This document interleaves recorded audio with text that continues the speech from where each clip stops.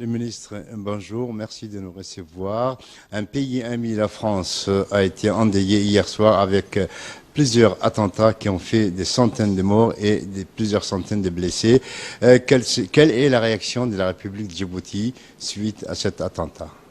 La France, pays ami et allié, a été frappée vendredi soir par des attentats terroristes barbares, ayant coûté la vie à 128 personnes et blessé 282, dont 80 sont entre la vie et la mort. Ce carnage d'un autre temps, perpétré par le mouvement terroriste dit Daesh, à l'encontre de civils innocents au Stade de France et au Bataclan, nous rappelle les heures sombres de l'histoire de l'humanité. La République de Djibouti, son gouvernement et son peuple partagent la souffrance et le chagrin du gouvernement et du peuple français et leur expriment leur solidarité et leur sympathie dans cette terrible épreuve. Aucune idéologie ni aucune cause ne pourrait justifier de tels actes inhumains et odieux, car le terrorisme est un fléau international qui n'a pas de frontières et qu'il convient par conséquent de combattre ensemble avec la plus grande fermeté. Djibouti ne ménagera aucun effort pour soutenir la France dans ce combat de longue haleine. Aussi, à Djibouti, toutes les mesures de sécurité et de protection ont-elles été prises afin d'assurer la protection des ressortissants français. Le niveau d'alerte a été rehaussé à son niveau le plus élevé. La République de Djibouti adresse à la République française et en particulier aux familles des victimes et à leurs proches ses condoléances les plus attristées. Monsieur le ministre, est-ce que ces événements vont changer la donne en ce qui concerne la politique internationale et surtout la lutte contre le terrorisme? Je crois que la communauté internationale a compris et depuis longtemps que le terrorisme était en train de s'étendre sur tous les continents et commencer à toucher toutes les régions du monde. Ce qui veut dire que ce phénomène est en train de se globaliser. Et à ce titre, il est très important que la communauté internationale puisse mettre en place une stratégie également globale et une approche holistique afin de contrer les actes terroristes de ces personnes malveillantes. Bien entendu, la République de Djibouti est déjà engagée dans la lutte contre le terrorisme en Somalie. Et la République de Djibouti a été également à l'avant-garde des pays qui, après les événements du 11 septembre aux États-Unis, nous faisions partie du pays qui a rejoint la coalition internationale de lutte contre le terrorisme. Et c'est à ce titre que Djibouti a accueilli sur son sol cette coalition appelée CGTF-HOA, commandée par les Américains, mais d'autres pays font partie de cette coalition.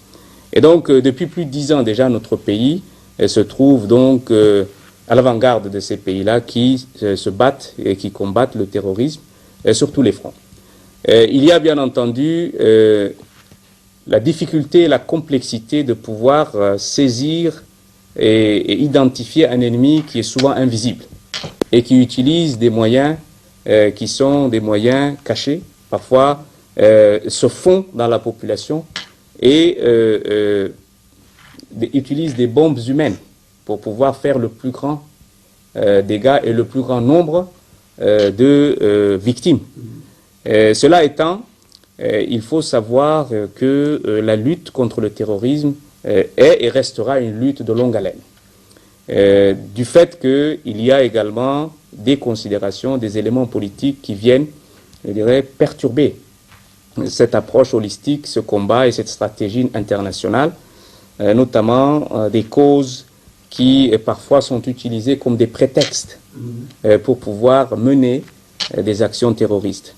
Il n'est pas admissible qu'on puisse tuer des civils, des personnes innocentes, pour la simple raison qu'on est en train de défendre une cause, une idéologie ou une religion.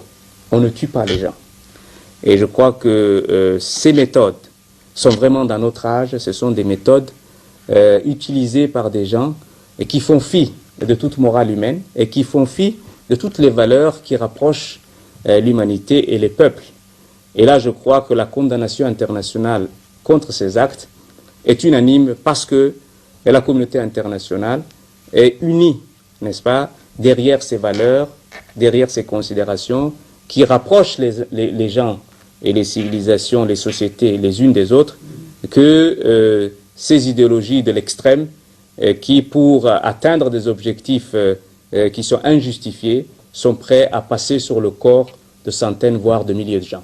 Bonsoir, Excellence, Monsieur le Ministre. Suite à l'attentat d'hier soir à Paris, est-ce que la coopération de la lutte contre le terrorisme entre les deux pays va-t-elle se renforcer? Oui, la France est un pays ami, est un pays allié qui entretient avec la République de Djibouti des relations de coopération en matière de défense, en matière de sécurité.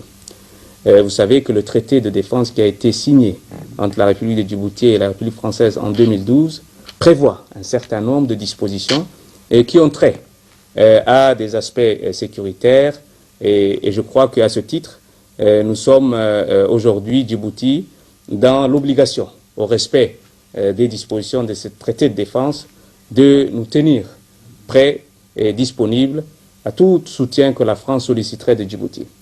Vous savez que notre pays a été victime d'un attentat terroriste en mai 2014. Il faut rappeler ici que la France a tout de suite dépêché une équipe pour pouvoir entamer avec nous les investigations et les recherches nécessaires afin de retrouver les commanditaires de cet attentat terroriste. Je crois que c'est dans cet esprit de coopération renforcée que nous aurons les résultats les plus probants.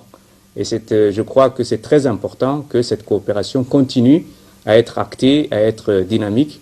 Et notre pays, notre gouvernement fera tout ce qui est en son pouvoir pour justement apporter son soutien en ces instants douloureux, son soutien à la France et au peuple français.